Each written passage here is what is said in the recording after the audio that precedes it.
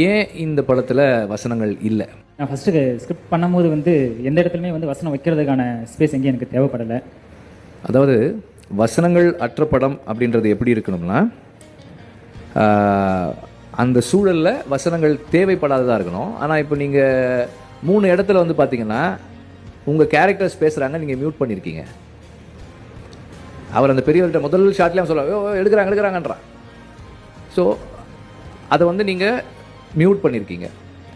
And police ஸ்டேஷன்லேயும் வந்து தவிர்த்துருக்கிறீங்க.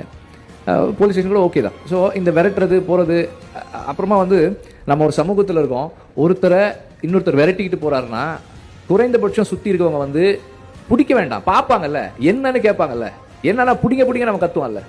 அப்போது இது வந்து எனக்கு எப்படி தோணுதுன்னா, சரி நம்ம வசனம் இல்லாத ஒரு படம் பண்ணோம்னா அட்டென்ஷன் எக்ஸ்ட்ரா இருக்குமோ அப்படின்றதுக்கு பண்ணியிருக்கீங்களோன்னு எனக்கு